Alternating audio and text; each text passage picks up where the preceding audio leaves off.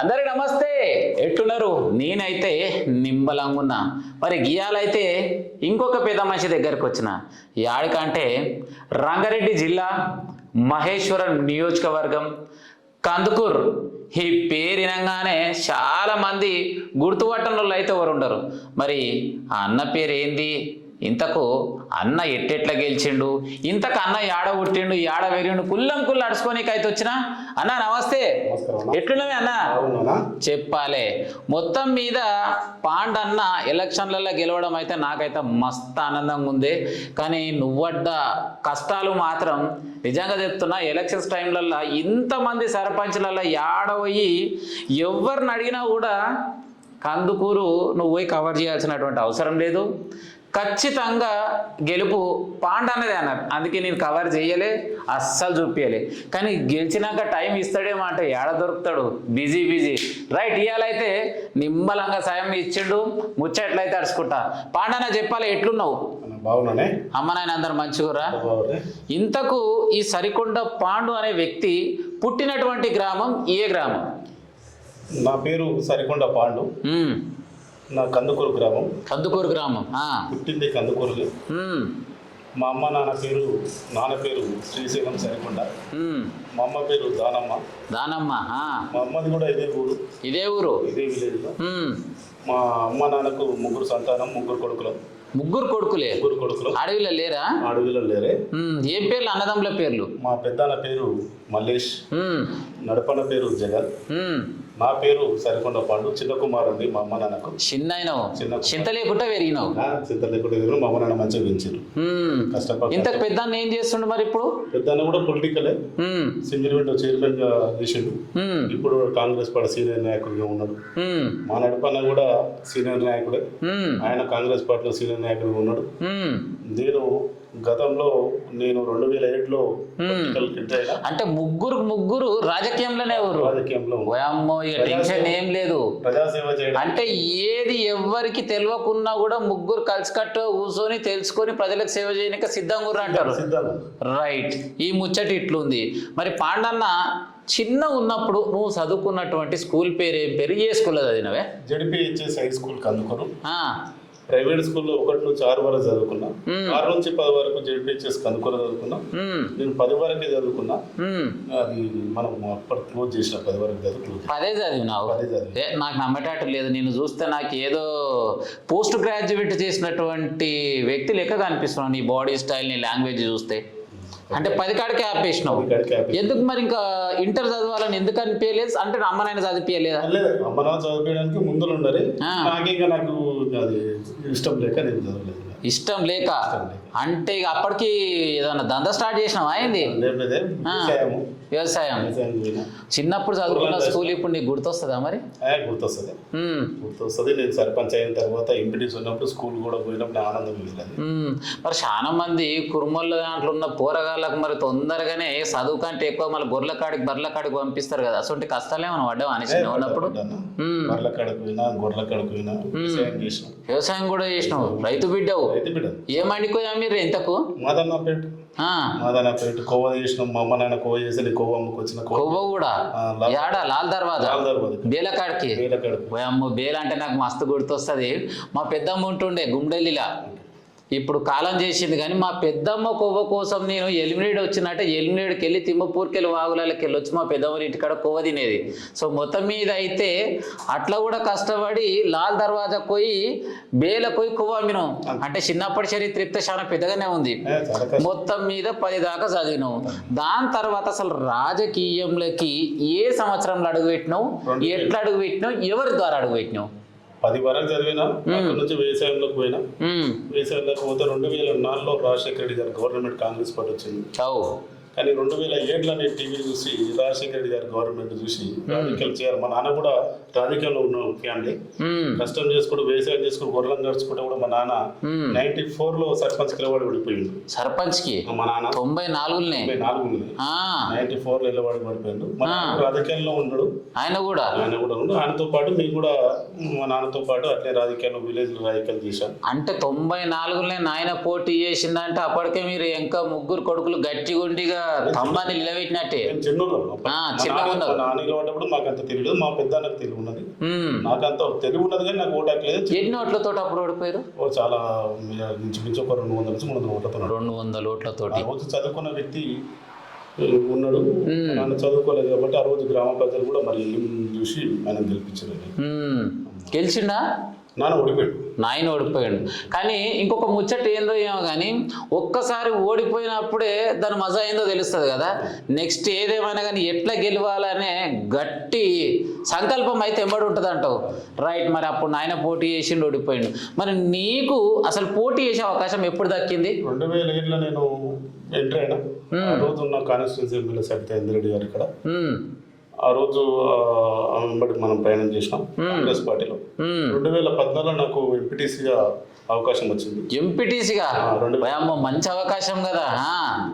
2014లో నేను గెలిపినావు. అప్పుడు కూడా ఎంపీపీలో కూడా రేస్ లో ఉన్నా. అప్పుడు కూడా ఎంపీపీ రేస్ లో మిస్ అయింది, కొద్దిగా అనుమాన కారణం వల్ల మిస్ అయింది. మళ్ళీ తర్వాత కూడా 2019లో కూడా మళ్ళీ నాకు పార్టీ టికెట్ దక్కకపోతే ఇండిపెండెంట్గా కూడా మళ్ళీ ఎంపీటీసీ. అవును. ఇంకొక ముచ్చట అడుగుతా. మరి నువ్వు ఎంపీటీసీకి పోటీ చేసినప్పుడు ఇప్పుడున్నటువంటి మహేశ్వరం ఎమ్మెల్యే సబితా రెడ్డి పట్ల కాంగ్రెస్లో ఉంది కదా, మరి మేడం పార్టీ మారినప్పుడు మేడం మెంబర్ పోవాలని నీకు అనిపించలేదా?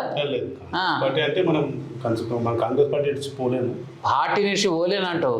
ఎందుకు అంత అభిమానం పార్టీ మీద? ఎందుకు? అంతే, మా పుట్టుకతో మా నాన్న కూడా మా అమ్మ కూడా కాంగ్రెస్ పార్టీ. పుట్టుకతో మన కాంగ్రెస్. అప్పటి నుంచి ఇప్పటిదాకా కాంగ్రెస్కే సాత అంటావు, కాంగ్రెస్ నిషేధే లేదంటావు. ఎందుకే వైఎస్ఆర్ అంటే మరి అంత ప్రేమనా? ప్రేమనే. ఒక వైఎస్ఆర్ గురించి చెప్పమంటే ఒక 2 ముచ్చట్లు ఏం చెప్తావు? ఆయన ఆరోగ్యశ్రీ కానీ, ఫీజు రీయింబర్స్మెంట్ కానీ, ఆ రోజు ఆయన చేసిన పథకాలకు నేను పెన్షన్ కేసి 200 రూపాయల పెన్షన్ చేసిన ఘనత కూడా రాజశేఖర రెడ్డి గారు. వైఎస్ఆర్ అంటావు. అసలు మనిషి మళ్ళీ దొరకాడు కదా, కానీ కోట్లు పోసినా కూడా దొరకడు. నిజమే. ఇక మొత్తం మీద వైఎస్ఆర్కి ఆకర్షితుడై ఇప్పటిదాకా కంటిన్యూగా నడుస్తున్నాం. మరి మొన్న ఇక సర్పంచ్ ఎలక్షన్స్ వచ్చినాయి. ఈ సర్పంచ్ ఎలక్షన్స్లల్లో పోటీ చేసి గెలిచి ఇప్పుడు ఈడ కూర్చున్నటువంటి పీఠం మీద కూర్చుంటాను అసలు అనుకున్నావా? నమ్మకం ఉన్నది. మనం ప్రజలకు మనం సేవ చేసుకుంటా ఉన్నాం. ఎంపీటీసీగా ఉన్నప్పుడు సేవ చేసాం, ఎంపీటీసీ లేనప్పుడు సేవ చేసాం, సర్పంచ్ చేసి సేవ చేద్దామని నాకు ఉన్నది. ప్రజలు కూడా ఆ నమ్మకం ఇచ్చిర్రు. ప్రజల నమ్మకం లేదు మనం వినలేము. ప్రజలు నమ్మకం ఇచ్చారు. నువ్వు ఈసారి సర్పంచ్ అయితే గ్రామం బాగుపడుతుంది అని చెప్పేసి అనుకున్నాను. 100% గెలుస్తానని చెప్పేసి నమ్మకం ఉన్నది. అంటే ఇంతకు ముందుకు నేను పోటీ చేసినా గెలిచినా కాబట్టి పబ్లిక్ తోటే ఉన్నావు, ప్రజలలోనే ఉన్నావు, వాళ్ళతోటి మమేకమై ఉన్నావు కాబట్టి నమ్మకం అనేది ఖచ్చితంగా ఉంది. మరి చాలా మంది కూడా ఎలక్షన్స్ టైంలో అయితే మేమైతే ప్రతి ఊరి పోతాం, ప్రతి సర్పంచ్ని కలుస్తాం. కానీ మీతోటి కలుద్దామంటే కూడా మాకు అవకాశం లేకున్నటువంటి బిజీ పరిస్థితులు ఉన్నాయి. మరి ఎందుకు ఈ కందుకూరు సర్పంచ్కి అంత ట్రాక్, అంత పవర్ ఆఫ్ ఆటం ఎందుకు ఎక్కువ ఉండే? అంటే Kandukur head quarter division office, ఇక్కడ సర్పంచ్ అధికారం కాంగ్రెస్ ఉన్నది, అధికార పార్టీ వ్యక్తి కదా, ప్రతిపక్షం అవుతుంది అని చెప్పేసి 35 గ్రామ పంచాయతీ ఇటువైపు చూసుకో. అందరికి ఆకర్షణ ఈ గ్రామ పంచాయతీ మెయిన్ గడ్డ కందుకూరు గడ్డ. సర్పంచ్ కొట్టిరంటే మొత్తం అంత చేతులు ఉంటాయి అన్నట్టు పక్క పార్టీలకు కూడా ఆశ ఉందంటావు. కానీ వాళ్ళ ఆశను తీసి మంచిగా దోష వేసి పెట్టినావు. ఆయన ప్రజలు అమ్మో విన్నావు. ఆయన ఏం ఒప్పుకుంటలేడు. మొత్తం ఏది ఉన్నా కూడా ప్రజల ఆశీర్వాదం ఉంది కాబట్టే నాకు ఈ కుర్చీలో కూర్చొనికి అవకాశం ఇచ్చిరంటావు. రైట్. ఇంకొక ముచ్చట, ఇంతకు ఎంతమంది నీకు పిల్లలు? నాకు 2 కొడుకులు. పెద్ద కొడుకు ఇప్పుడు బీటెక్ ఫస్ట్ ఇయర్. చిన్న కొడుకు ఏం పేరు వాళ్ళ పేర్లు? పెద్ద కొడుకు పేరు కార్తీక్. మొత్తం మీద మంచిగా చదివిస్తున్నావు. బిడ్డలు లేరు? అమ్మ 2 కొడుకులే, ఖర్చు ఏం లేదు, పో మొత్తం ఆందానే. రైట్. ఇది చూసుకుంటే ఇట్లుంది. మరి నువ్వు సర్పంచ్ గెలిచినాక మీ కందుకూరు గ్రామానికి సంబంధించి అభివృద్ధిలో పరంగా ఏ విధంగా ముందుకు దూసుకెళ్తారు?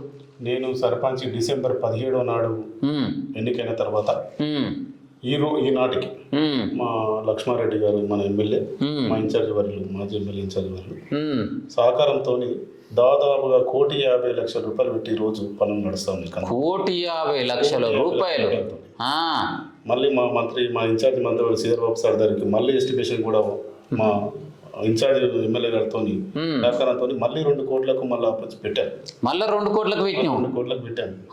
1,40,00,000 రూపాయల పనులు ఇప్పుడు స్టార్ట్ అయ్యి నడుస్తున్నాయి. సీసీ రోడ్లు కానీ, మన సెంట్రల్ లైటింగ్ కానీ, యూజీడీ అండర్ డ్రైనేజ్ కానీ ప్రజల ముందు నడుస్తూ ఉంది.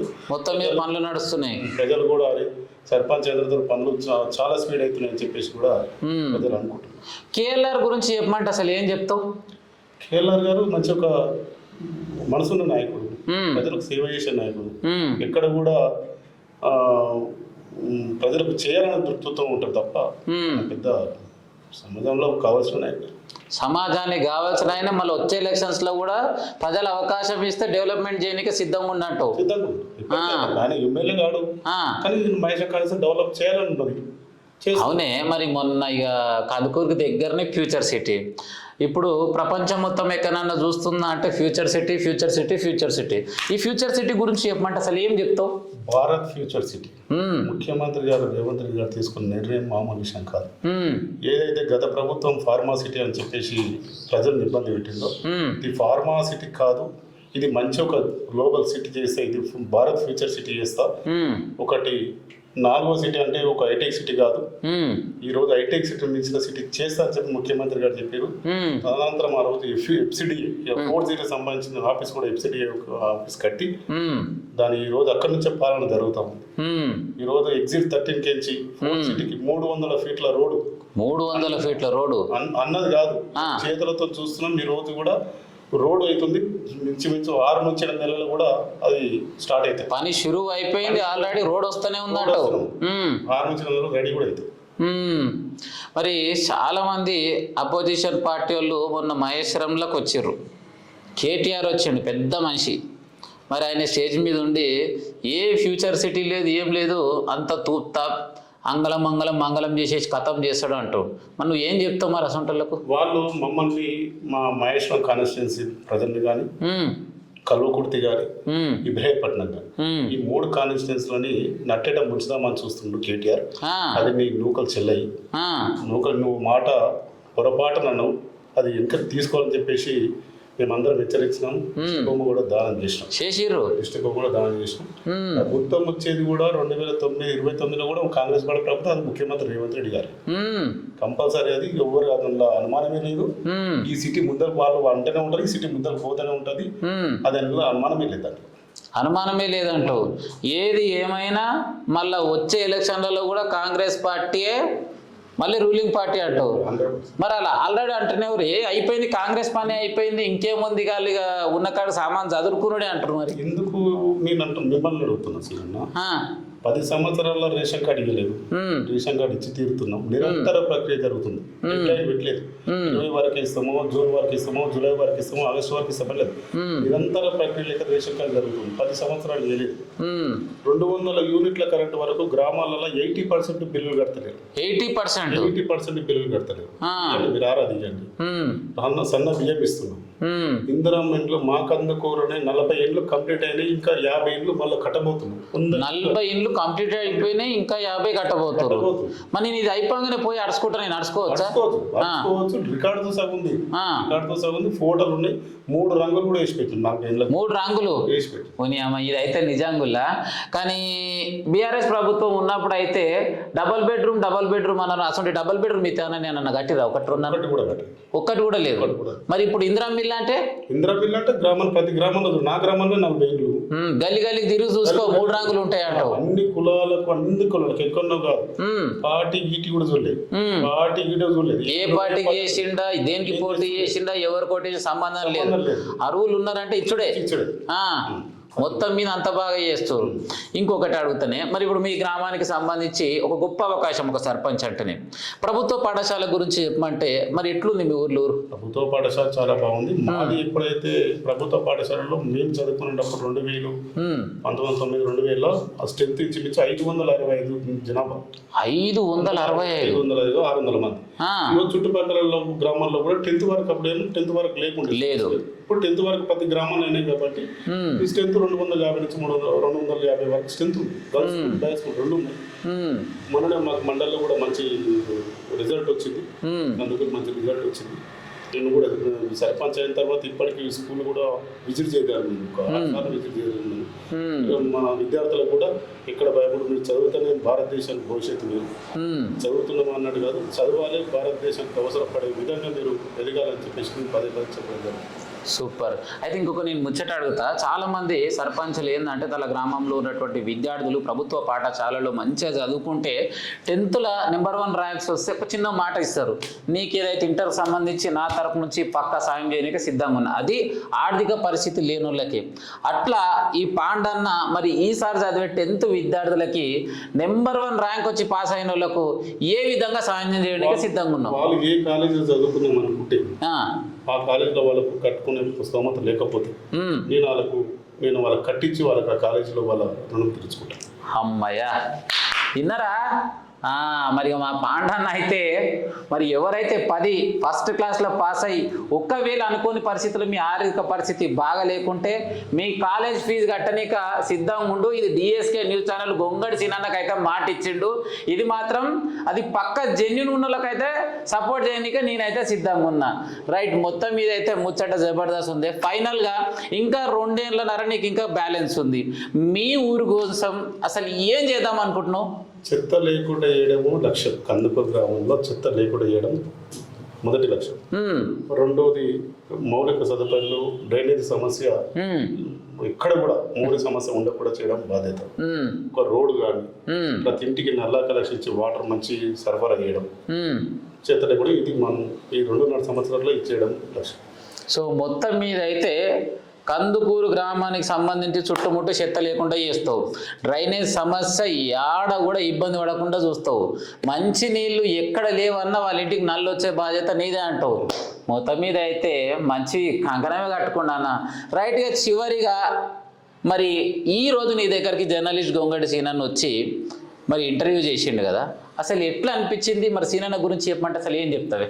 మీ వాళ్ళు మీరైతే ఉంటారో ప్రజలకు తెలియజేసి మీరు నేను ఈరోజు చెప్పాను, మీకు చెప్పినవన్నీ కూడా రేపు పొద్దుగాల మీరు చేసినా కానీ ఎంక్వైరీ చేసినా కానీ చేస్తున్నా అని చెప్పేసి నమ్మకం ఉంటారు. మీలాంటి వాళ్ళు అడగడం లేకపోతే నేను ఏదో చెప్తా ఐరాన్ కాదు అంటే మీరు అడిగిరు, నేను చెప్పినా మీరు ఎంక్వైరీ చేసి కూడా పని చేస్తారు కాబట్టి ఇది ఆనందం. అంటే మీలాంటి వాళ్ళు వస్తే పబ్లిక్ పోతారు. మన వాళ్ళ కూడా వీడియో క్లిప్ ఉంటుంది, నువ్వు ఆ రోజు చెప్పావు గొంగడి సీనతో చెప్పినావు, ఈ రోజు ఏం చేసినావు అని చెప్పేసి అడుగుతారు గ్రామ ప్రజలు కూడా.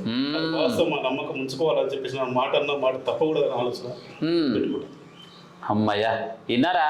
మరి ఇంటర్వ్యూ అంటే ఎందుకంటారు కదా, ఈరోజు ఇంటర్వ్యూ చేయడానికి కారణం ఏంటంటే అసలు పాండన్న ఎవరు, ఏడ పుట్టింది, ఏడ పెరిగింది, ఇంతకు అమ్మనాయన పేరు ఏం పేరు, ఇంతకు పిల్లలు ఎవరు, ఎప్పుడు రాజకీయంలోకి వచ్చిందనే చరిత్ర మొత్తం కుల్ల అడుచుకున్నా. రైటే అన్న, ఇక ఫైనల్గా ఇంకొక ముచ్చట అడుగునా? మరి ఇక ఈ 2.5 పీఠం ఉన్నది, చాలా మంది అనుకుంటారు దొరికింది అవకాశం, దొరికిన కాడికి దోసుకొని నేను గట్టిగా అయిదాం అనుకుంటున్నాం. అసలు ఏమైనా ఆలోచనలు ఉన్నాయా? నాకు అలాంటి ఆలోచన లేదు.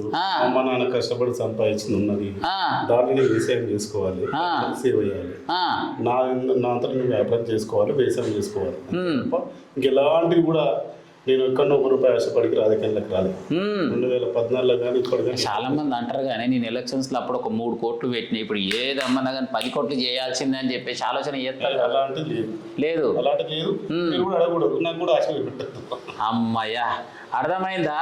అన్న చెప్పినటువంటి ముచ్చట నాకైతే మస్తు నచ్చింది. ఎందుకంటే ఇప్పటికీ నేను చాలా ఇంటర్వ్యూలు చేసినా కానీ ఇటువంటి సమాధానాలు చెప్పినటువంటి వ్యక్తి మరి అన్ననే చూస్తున్నా. శనార్థి అన్న, మొత్తం మీద ఏది ఏమైనా మరి ఇంత విలువైన సమయాన్ని ఇచ్చి డిఎస్కే చూస్తున్నటువంటి ప్రేక్షక దేవుళ్లకు సరైన సందేశాన్ని అందజేసినాం. మనం ప్రేక్షక దేవుళ్ళకి ఏం చెప్తావు మరిగా?